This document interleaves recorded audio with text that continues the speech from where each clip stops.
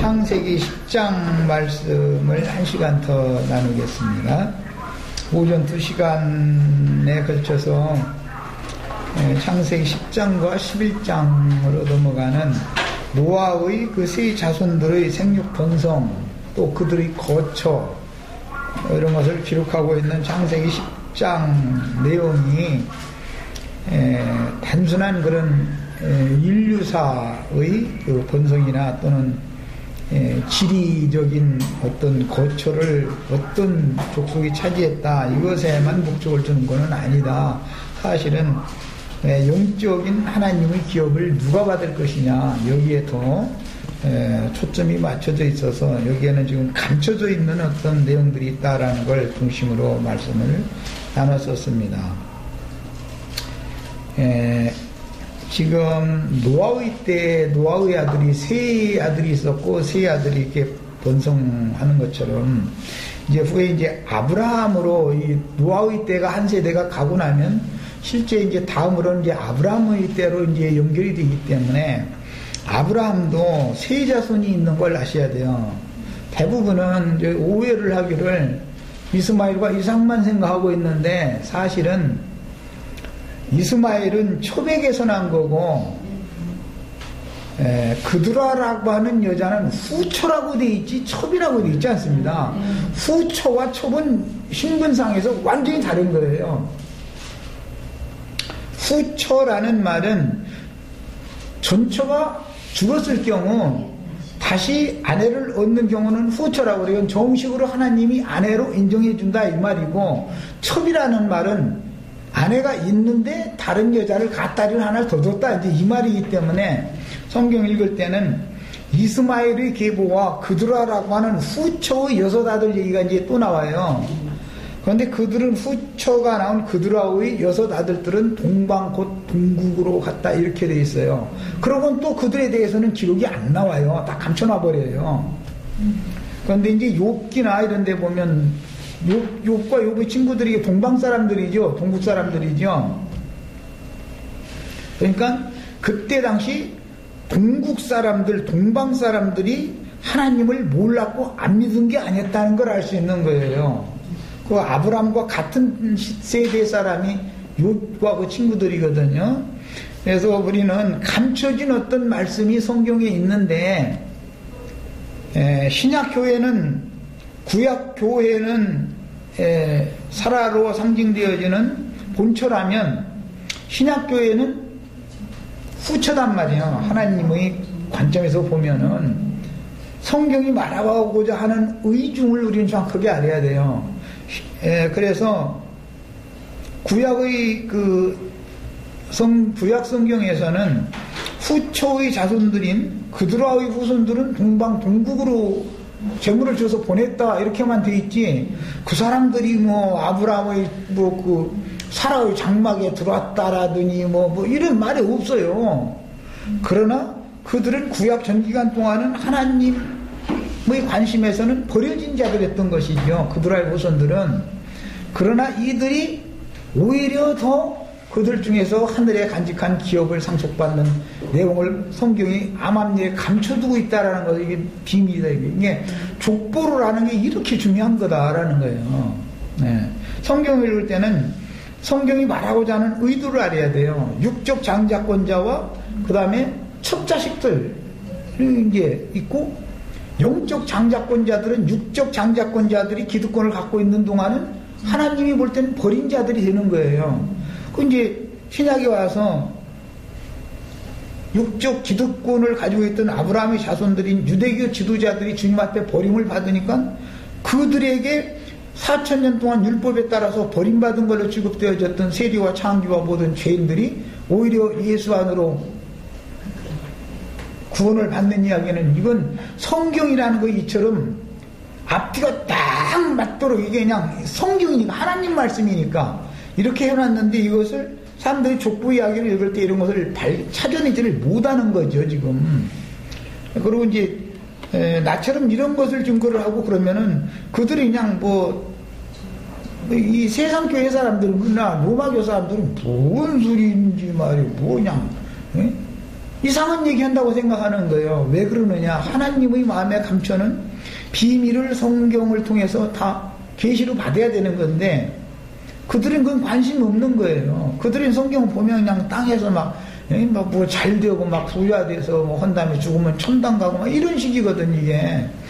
이거는 성경이 말하는 본래의 그 하나님의 영원한 기업을 누가 차지할 거냐?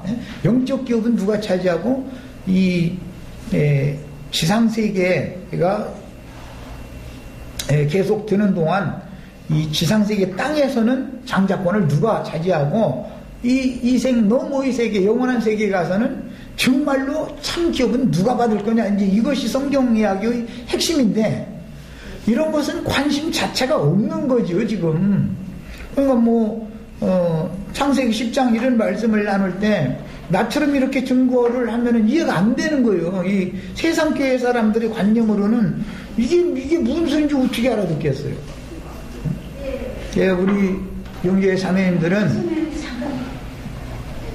이런 말씀을 통해서 이런 모든 성경이 말하고자 하는 의도를 정확하게 깨달아서 하늘에 간직한 영원한 기업을 받을 사람들은 후초의 수생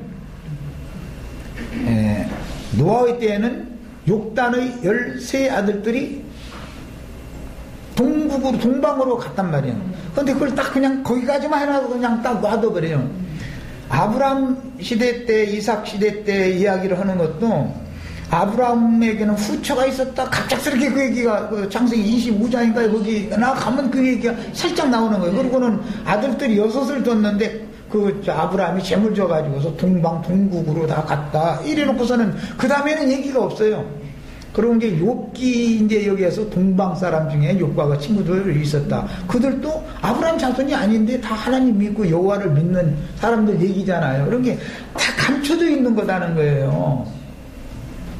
우리는 이 성경을 읽을 때는 계속 강조하지만 족보 이야기를 모르면 성경을 모르는 사람이다. 이 사람은 사실은. 족보 이야기는 그들이 세상 교회 사람들은 재미가 없거든. 누가 누구를 낳고 누가 누구를 낳고 뭐 이렇게만 계속 하다 그냥 좀 넘어가면은 머리 아프니까 그 부분은 뭐 다 아는 것처럼 좀 넘어가게 말이지.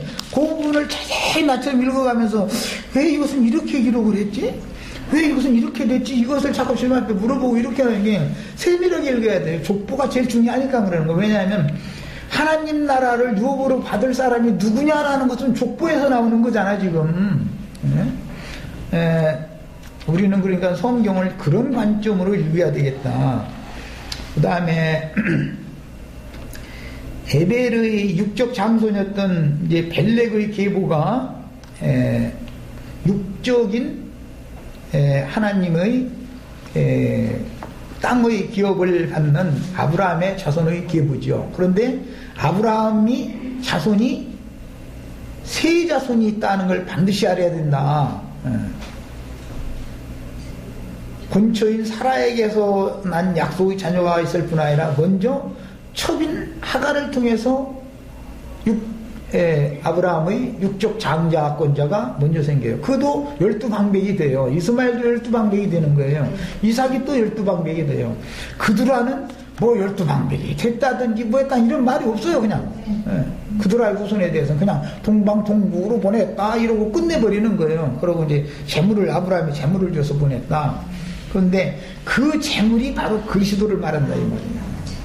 그 재물이 영적 해석으로 들어가는 거예요. 여기서는 아브라함의 장막을 약속의 자녀인 이삭이 상속을 받지만 그 다음에 야곱이 받고 이렇게 받지만 실제 아브라함, 이삭, 야곱 12지파가 실제 기업으로 받는 것은 가나안 땅을 함자손들이 선점하고 있던 가나안 땅의 기업을 받는 얘기를 하는 것이지 새 하늘과 새 땅을 기업으로 받는 것에 대한 것들은 모형 예표일 뿐이다 이거예요. 실제로 받을 사람은 따로 감춰져 있는 거예요. 성경에 일부러 이렇게 딱 감춰놔둬 버리는 거예요. 오늘 우리 형제 자매님들은 하늘에 간직한 영원한 기업을 상속받는 하나님의 자녀가 되는 것이 인생의 목적이다라는 것에 대해서 내가 지금 이제 강조하느라고 이걸 자꾸 말씀을 드렸어요. 자, 그러면 이제 그 사람들이 노아의 장막은 셈이 상속받았고 셈은 에벨 온 자손의 조상이었는데 그 에벨의 자손이 벨렉 계보가 있고 욕단 계보가 있었는데 벨렉 계보는 아브라함으로 흘러갔고 아브라함의 장막이라는 것이 곧 노아의 장막, 셈의 장막, 아브라함의 장막이 되는 거다 이 말이야. 자, 이것은 예표다.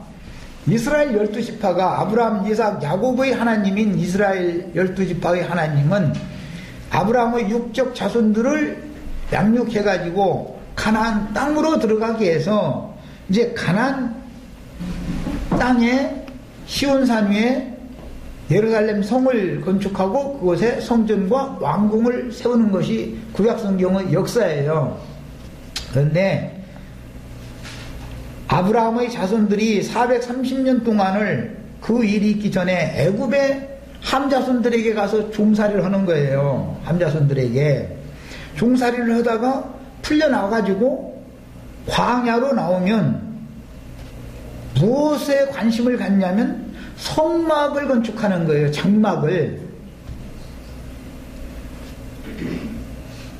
노아의 장막, 셈의 장막, 아브라함의 장막이 이삭의 장막이 되고 야곱의 장막이 되고 12지파의 장막으로 갈 때는 하나님의 성막이단 말이에요. 성막에 모여서 하나님을 예배하는 거예요. 이게 이제 출애굽기로 창세기 끝나서 출애굽기로 건너간 데까지 지금 내가 얘기를 했어요.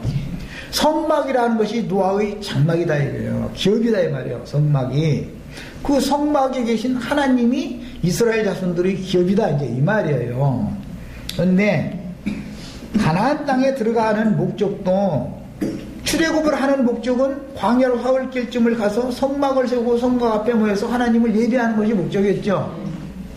아버지 집에 들어가서 아버지를 찬양하고 예배하는 것이 인생의 목적이다 이 말이에요. 자, 그런데 그 아버지 집에 대한 이상, 즉 노아의 장막, 셈의 장막, 아브라함의 장막, 이삭의 장막, 야곱의 장막으로 이어지고 이스라엘 12지파가 하나님 앞에서 모이는 장막이라는 것은 성막, 하나님과 함께 모여야 되니까 성막이라고 그래요. 거룩한 장막이다 이 말이죠. 그런데 가나안 땅에 들어가서 전쟁이 끝나면 다윗이 준비하고 솔로몬이 건축한 성전에 모여서 하나님을 경배하는 율법 신앙생활을 계속 하는 거예요. 그런데 아브라함의 육적 자손들이 이와 같이 광야에서도 가나안 땅에서도 율법적인 성전에 모여서 율법 신앙생활을 계속해요. 하나님이 율법적인 사람이 손으로 지은 성전에 모여서 종교의식을 행하는 예배를 하는 것을 목적으로 했다면 예루살렘 성이 무너져도 안 되는 것이고 성전이 불타면 절대 안 되는 거예요. 그럼 있을 수 없는 일이죠. 그게 하나님의 고천대국이가. 그런데 아브라함의 육적 에벨의 육적 장자 계보인 벨렉 계보가 이제 아브라함의 자손이니까 그 계보는 하나님이 하라는 대로 모세 율법에 따라서 신앙생활을 이렇게 열심히 했는데 예수님이 오셔가지고는 그들은 지옥의 판결을 받아버렸다라는 것이 문제다 이거예요. 이게 그들이 뭐 하나님 말씀을 어긴 거 허라는 대로 안 해서 그런 것이 아니고 그냥 율법에 그렇게 하라고 됐기 때문에 한 거예요. 그런데 그들은 지옥 자식이 되어져 버리고 왜? 마귀에게 보내진 거잖아요. 지옥 판결을 받아버렸으니까. 그러고 성경에 감춰져 있던 욕단의 후예들, 그들의 후예들이 감춰져 있다가 이들이 신약성경에 드러나기 시작을 해가지고 계시록에 가서는 하나님의 장막 곧 하늘에 거하는 자들이 거룩한 성에 들어가는 권세를 얻게 되는 것이 비밀이다 말이에요. 이건 성경을 전권을 다 꿰뚫을 줄 알아야 돼요. 그러면 그 하나님의 장막, 노아의 장막, 셈의 장막, 아브라함, 이삭, 야곱의 장막이라고 하는 것, 광야의 성막이나 솔로몬 성전이라고 하는 것이 뭘 말한 거냐면 예수 그리스도를 말한 거다 이 말이에요. 계속해서 예수 그리스도를 영원한 기업으로 받을 사람은 따로 있다 이 말이에요. 지금 오늘날 로마교인들이나 개신교 사람들이 우리가 예수 그리스도를 믿지 않느냐고, 우리 영원한 기업이라고 다 말하지 않는 사람들이 없어요. 그런데 예수님 오셔가지고 우리가 다 아브라함의 자손이라고 하는데도 나도 그걸 아는데 너희는 마귀 자식이다, 너희들은 마귀다, 딱 이래가면서 예수님이 궁극적으로는 그들의 신전, 하나님의 영원한 기업으로 철석같이 믿고 있었던 신전을 다 무너뜨려 버리는 거예요.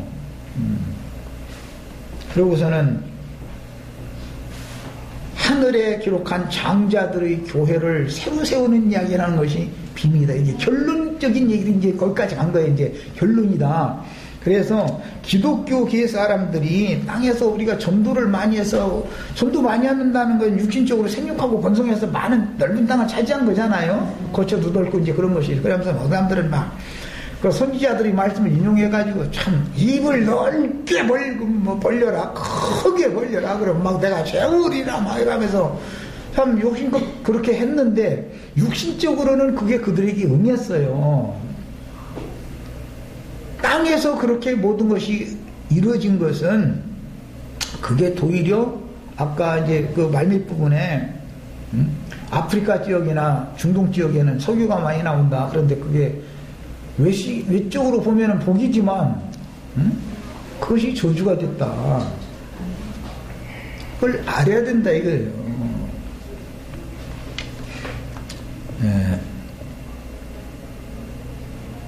다윗이 준비하고 솔로몬이 건축한 성전에 모여서 하나님을 경배하는 율법 신앙 생활은 훗날 이스라엘 나라가 남북으로 이제 찢어지게 되고 사마리아를 도읍으로 정했던 북왕국은 뭐 베델과 단에 큰 산당도 지어놓고 여러 곳에 이제 산당들, 산마다 이제 큰 산, 작은 산마다 이제 산당들을 짓죠.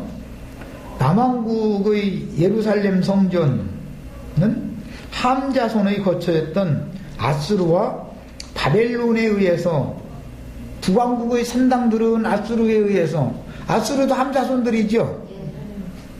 바벨도 함자손들이 거처잖아요. 함자손들에 의해서 멸망당해 버린다 이거예요. 다 무너져 버려요. 그러면 아까 오전 시간에 육신적으로 보면 아프리카 주민들이, 그 아프리카계 사람들이 함자손이지만 그것은 인류사로 보는, 지리학적으로 보는 관점일 뿐이고 영적으로는 로마교를 상징한다 이거예요. 이게 육에 속한 사람들이라고 한지 성령은 없고 육신에만 있는 육신적인 신자들이다 이거예요. 이것은 뭐 유다서 같은 데서는 가인의 길에 행하는 자들이다 뭐 이제 이랬고 뭐 했는데, 그런 사람들이 그야말로 입을 뭐 크게 벌려서 뭐 다 채워져서 그런지는 몰라도 전 세계가 지금 다 이게 세력을 크게 떨치고 있지만 하나님이 보실 때는 그게 다 저주의 자식들이다 이거예요. 하나님의 자녀들이 아니고.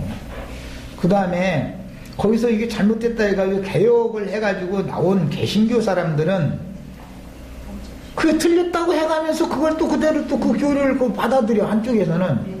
한쪽엔 틀렸다고 해. 이러면서 다 위의 것을 추구해야 된다고 가르쳐요. 세상 살아가지 말라고 이렇게 가르치고. 그런데 실제로 설교를 실제 구체적으로 그런 데 들어가서 보면 결론을 내릴 때는 모든 사람들 잘 나가다가 결론은 세상에서 복받아 부자되고 잘 되라, 이제 육신적으로 병 고쳐라, 다 이렇게 해버리는 거예요. 그러니까 양다리를 자연히 신자들이 걸치게 되고 신자들의 신앙이 혼란스럽다 이거예요.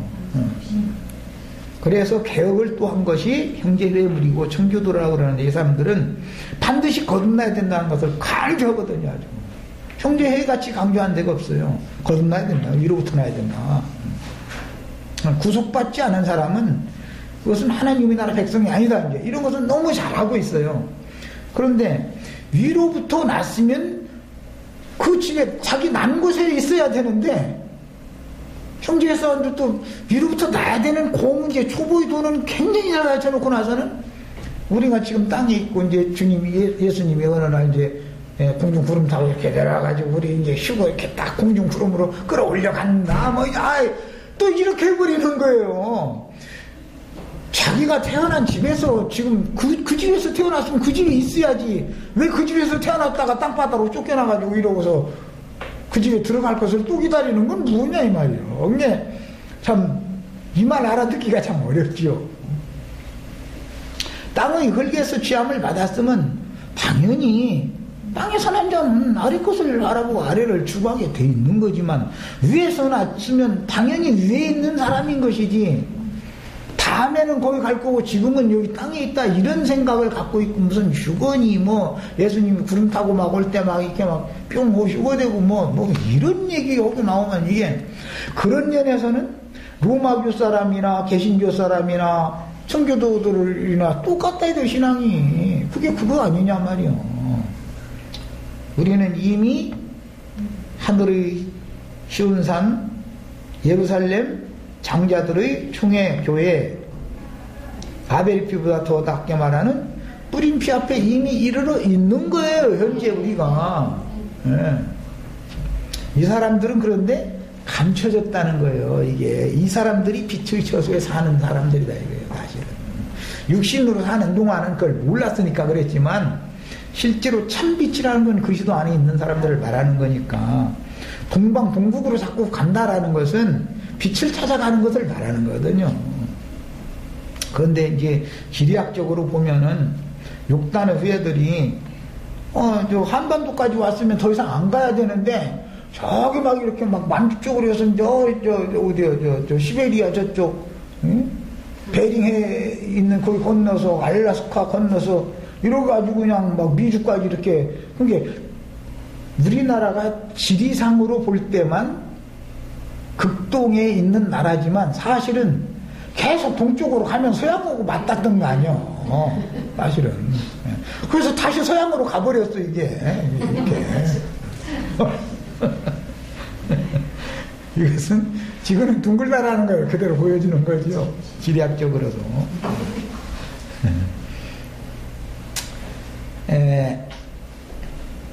다윗이 준비하고 솔로몬이 건축했던 성전을 이처럼 함자손들이 와서 무너뜨리니까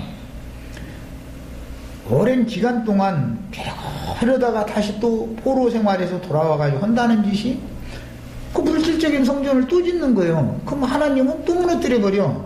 근데 또 지어. 근데 하나님이 로마를 통해서 마지막으로 또 무너뜨렸다 이거예요. 솔로몬 성전을 바벨론이 무너뜨렸는데 스룹바벨 성전을 또 지니까 안티오쿠스 에피파네스가 또 무너뜨렸어요. 그러고 무너뜨리니까 또 그 사람들은 헤롯 성전을 다시 지어. 그냥 예수님이 오셔가지고 로마를 보내서 또 무너뜨려버려. 그리고서는 지금까지 사람의 손으로 지은 성전이 건축이 되지 못하고 있는 중에 있어요. 이 말은 하나님하고 그만 싸우자 이 말이에요. 하나님 말씀이 왜 쓸데없는 짓 그만해라 이 말이에요. 그런데 로마교나 개신교는 유대인들의 율법신앙을 본받기 때문에 5명만 모이면 건축헌금이에요. 우리 집은 굶어도 건축헌금은 내야 돼. 왜? 하나님을 예배하는 장소가 있어야 되니까. 그런데 예수님이 오셔가지고 너희는 다 내 안으로 와서 내가 하나님을 경배하는 완전한 처소다. 이 처소는 누구도 허물을 수 없는 거다. 자꾸 얘기를 하는 거예요 지금. 예. 그런데 이게 하늘에 거하는 자들의 영원한 참 장막이다. 히브리서에서는 참 장막이다. 예? 하늘에 있는 참 장막이다. 더 크고 온전한 참 장막이다 이랬어요. 그런데 계시록에서는 그 장막은 하나님의 장막 곧 하늘에 거하는 자들이라고 그랬어요. 하늘에 거하는 자들이 누구냐면은 창세기에서는 욕단의 자손들, 아브라함의 후초가 나온 자손들은 동방 동북으로 간 것만 나오고서는 딱 이 구약 성경에는 기업이 없는 사람들이었어요. 그런데 예수님이 오셔서 이들에게 영원한 기업을 주는 얘기를 하는 것이 빕니다. 이거예요. 하나님은 믿음의 조상인 아브라함과 그에게 계시로 주신 믿음의 자취를 쫓는 영적 후사들을 위하여 하늘의 한 성을 예비하셨고 예수님의 천국 복음을 땅끝까지 전파할 사도들을 파송하여 하늘의 장자교회의 생활을 추구하는 아브라함의 후사들을 매 세대마다 오늘날만 부르고 있는 건 아니에요. 매세는 예수님부터 유대교 회당이나 성전에서 내게로 나오라라고 부르러 온 거죠. 빼내러. 사람들은 세상 사람들이 아니에요. 다 우리는 구원받았다. 우리는 선민이라고 자부하는 사람들이에요. 근데 그게 사실은 귀신들이 쳐서 마귀 집이다. 그게. 그 우상의 집이다. 그게 너희는 참 하나님의 신전인 내게로 나와라. 이걸 허로 예수님 보냄받은 거잖아요. 그래서 그런 영적인 후사들을 위하여 하늘에 한 성을 예비하셨고 예수님의 천국 복음을 땅끝까지 전파할 사도들을 파송하여 하늘의 장작교회 생활을 추구하는 아브라함의 후사들을 매 세대마다 부르고 계신데, 이 아브라함의 후사들이라는 것은 영적 후사들인 것이지 육신적인 아브라함의 자손들을 부른다라는 말이 아니다라는 거예요. 구약시대에는 육신적인 아브라함의 자손들만 선민이었죠. 그러나 예수님이 오셔가지고 그게 육신적인 아브라함의 자손들은 다 마귀 자식들이다 이랬단 말이야. 이것은 육신적인 셈 계보의 벨렛 계보의 사람들이 마귀의 자식이다라는 말은 사실은 영적인 신앙생활을 추구하는 것이 아니고 전부 육적인 신앙생활을 추구했다라는 것을 의미하는 말이다 이거예요.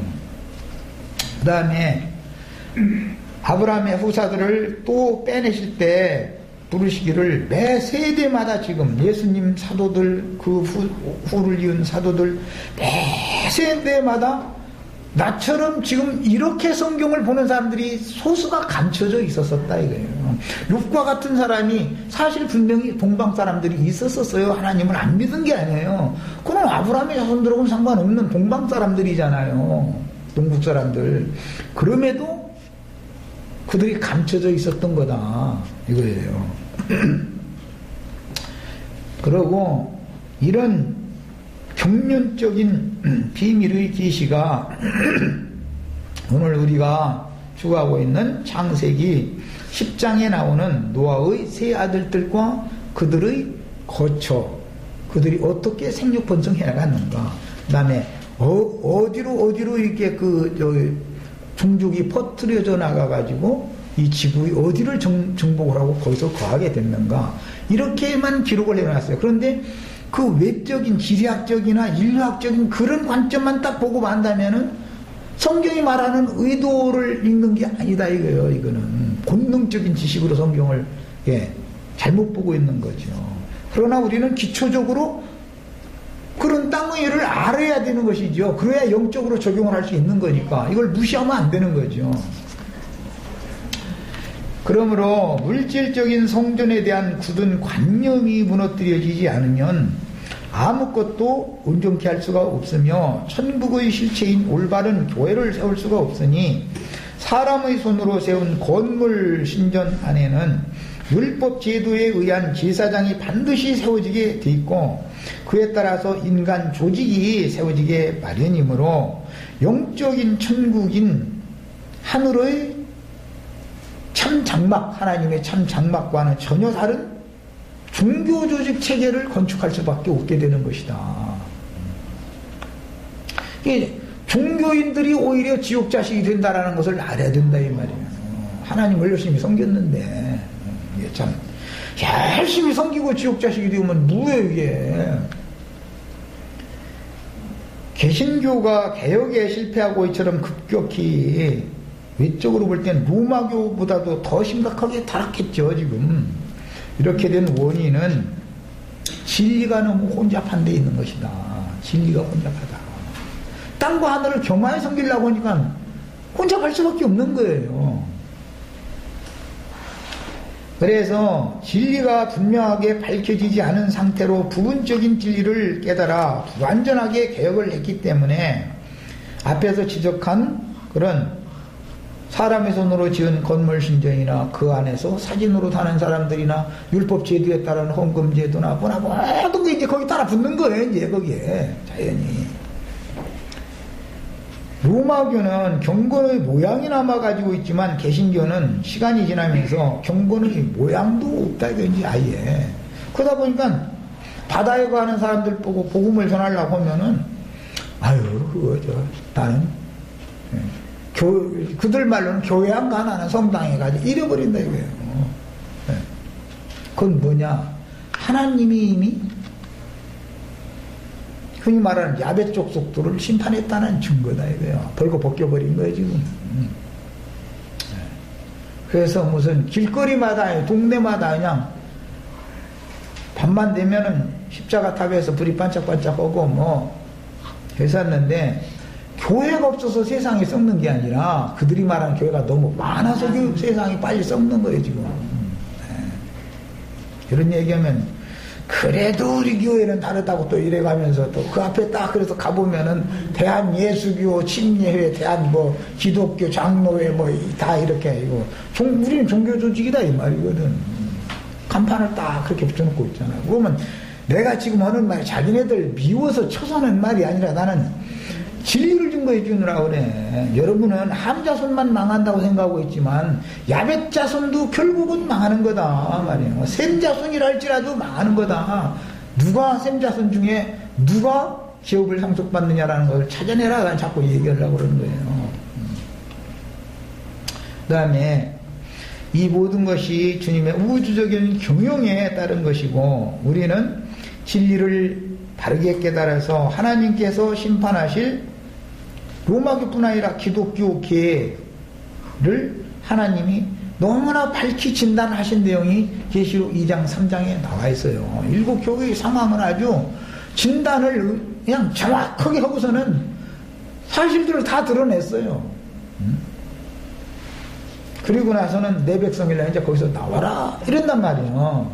그러면은 이게 무엇인지를 알아야 되고 그러면 하나님의 백성들이 그 아시아에 있는 일곱 교회들 중에서 어디에서 생활하고 있다가 나오면 어디로 갈 데가 있어야 될 거 아니에요. 어디로. 교리적으로 하자면 예수 그리스도께로 나와라 이 말인데 예수 그리스도는 지금 하늘에 간직한 아브라함의 영적 자손들을 믿음의 후사들을 위한 성에 계시기 때문에 그곳으로 나와야 되는 거예요. 거기가 예수님이 요한복음 4장에서 말씀하신 내 아버지 집이기 때문에 거기가 그것은 완성적으로 거룩한 성 새 예루살렘에 들어가기 바로 직전에는 모든 영혼들은 세속 교계에서는 나와가지고 하늘의 시온산에 올라가서 거기에서 마지막 양육을 받고서 모든 비밀의 계시들을 다 깨달아야 된다 이거예요. 그래서 모든 질 가운데 인도를 받아야 돼. 지금 이 수원교회에서 지금 말씀 나누고 있는 것처럼 일곱 날의 빛과 같이 완전한 생명의 빛이 충만해야 돼요. 어둠이나 그림자나 이게 싹 제거돼야 된다 이 말이에요. 성경 보면 우주 만물의 이치나 성경에 감춰진 모든 비밀들이 다 밝혀져야 된다 이거예요. 자기 속에서 밝아져야 된다 이거예요. 그래서 완전 일곱 날의 빛과 같이 밝아진 사람들이나 거룩한 성에 있는 거다 이거예요. 들어가는 거다 하는 거예요. 빛의 자녀들이면 당연히 빛의 세계에 살아야 되는 거 아니겠어요? 그래서 이 시대에는 꼭 우리만이 아니고 이런 비밀의 계시가 매 세대에게 증거됐어요. 예수님이 증거했고 첫 번째 인을 떼고 첫 번째 나팔 불어서 증거했고 사도들이 또 이런 걸 계시를 해서 증거했고 그 다음 그런데 그 말을 알아듣고 정말로 생명의 빛 완전한 빛의 세계로 완전히 이끌림을 받아 들어가서 빛이신 하나님을 기업으로 상속받은 사람의 수가 매 세대가 너무너무 수가 적다 이거예요. 이게 아무리 증거를 해도 못 알아듣는 거죠. 그들이 어둠에 쌓여있기 때문에 못 알아듣는 거예요. 또는 도로는 혼잡하니까 빛과 어둠이 교차하니까 지금 수원교회 그 말씀 나누고 있는데 완전히 일곱째 날로 가서 완전히 그냥 일곱 날이 빛으로 충만한 상태로 가야 되는데 둘째 날에 있는 사람 거기가 지가 제일 잘났대 아주. 셋째 날 왔으면 지가 제일 잘났고 아주 넷째 날까지 왔으면 할렐루야 아멘이고 뭐 다섯째 날 가면 이것서 너희는 아무것도 아니다고 우리는 유일히 미쳐왔다고 또 이러면서 당신들이 알면 뭐하는데 이러고 교만해지려고 그러고 이런다 이거예요.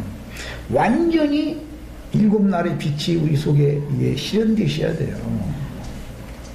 다음에 기독교계 안에도 순전한 마음으로 주를 따르기를 원하고 거듭난 영혼들이 있는 거예요. 있는데 문제는 이들이 맨날째에 있다 이거예요. 맨날째. 첫째 날, 둘째 날 이렇게 해서 예창조 세계는 여섯째 날로 마감을 하는데 그날까지 해서 딱 머물고 말라고 그래. 완전한 안식에 가려고를 안 해 이게.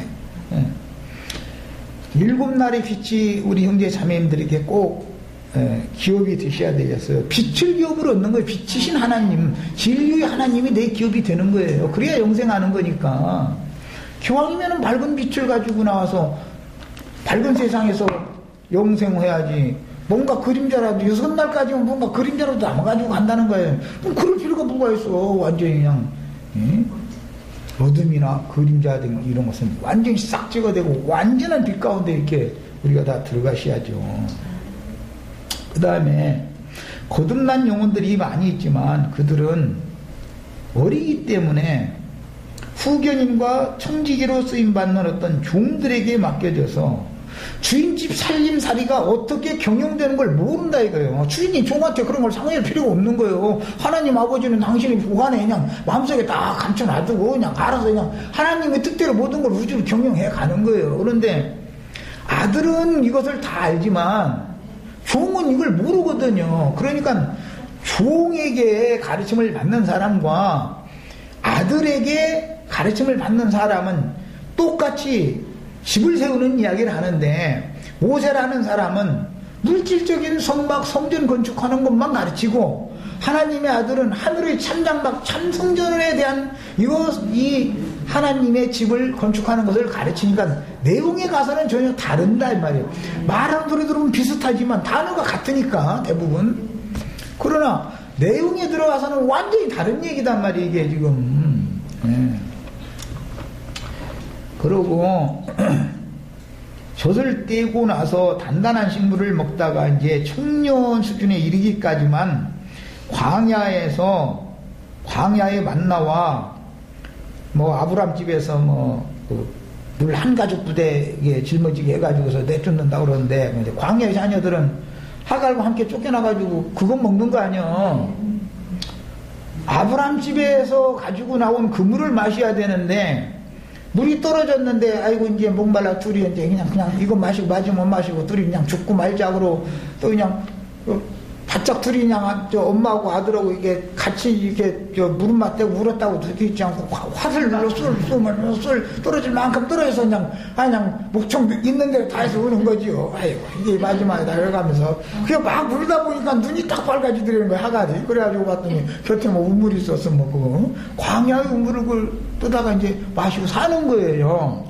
자, 광야의 물은 마셔도 목이 또 마르게 돼 있는 것이지 그것은 영원한 생수가 아니단 말이에요 그게. 그러니까 예배당의 사람들이 그 예배당 그 봉학 선생들 중에 보면은 그래도 눈이 좀 열린 사람들이 있죠. 비스무리하게 이제 영적인 것을 많이 그래도 나름대로 깨달은 거예요. 이 사람들이 대부분 광야 인도자들이니까.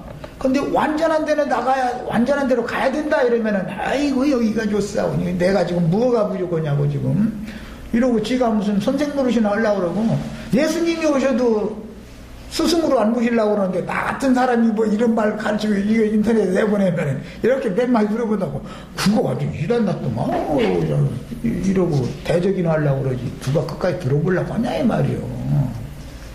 이거는 예나 지금이나 늘상 있는 일이었다. 그걸 아셔야 되겠어요. 신앙이란 애국의 선민들로 상징되어지는 육적인 신앙생활이 있고 거듭난 이후 시내산에 이르러서 율법 말씀을 받아가지고 육체로 실행하는 광야의 혼적인 신앙생활이 있고 요단강을 건너서 할례를 받고 영적 전쟁에 투입된 하나님의 군대가 되는 영적 신앙생활이 다르다. 새 아들들 얘기하고 새 여자가 낳은 자식들 기업 얘기하면은 반드시 성경에서 왜 애굽, 광야, 가나안으로 새 등분을 해서 말하는지를 알아야 돼. 이건 사람이 몸과 혼과 영으로 돼 있기 때문에 의도적으로 이렇게 말하는 거예요. 하나님이 뭐 노아에게 아들을 한 명 더 줘서 내 주면 뭐 나쁠 게 뭐가 있어. 그건 왜 셋 만나?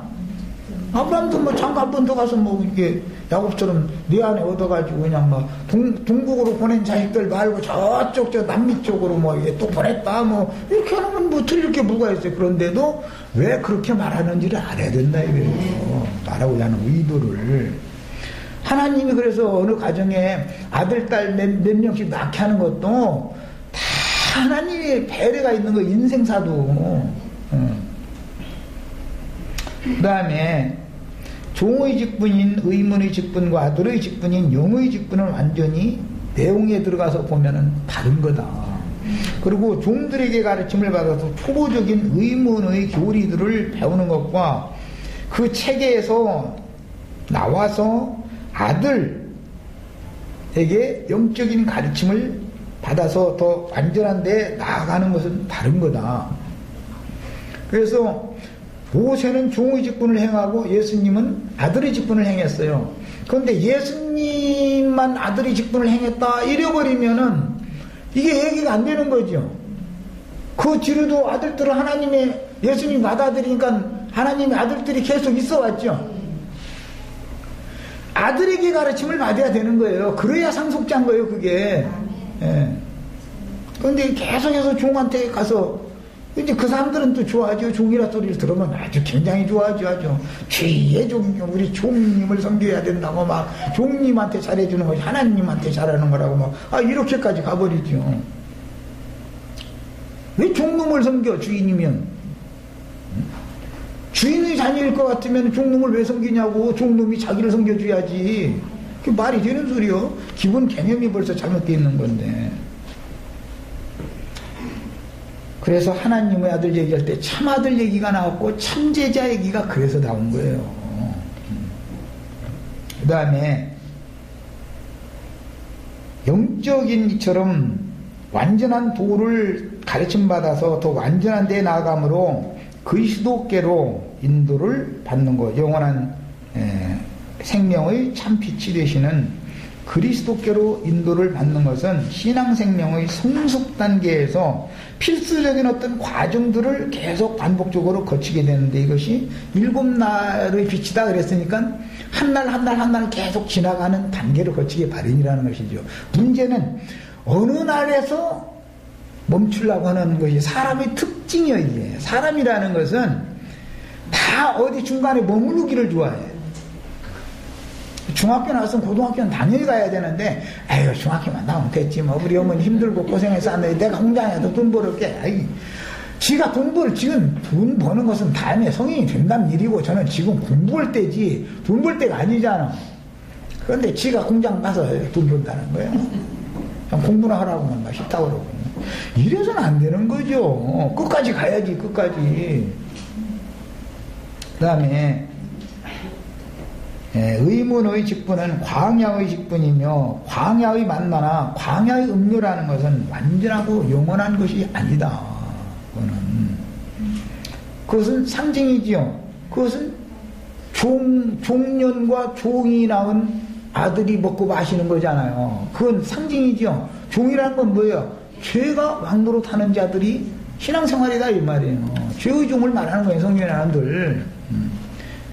죄와 세상과 율법 저주의 종노릇에서 벗어나지 못한 사람들은 그 신앙생활하게 돼 있다 이거예요.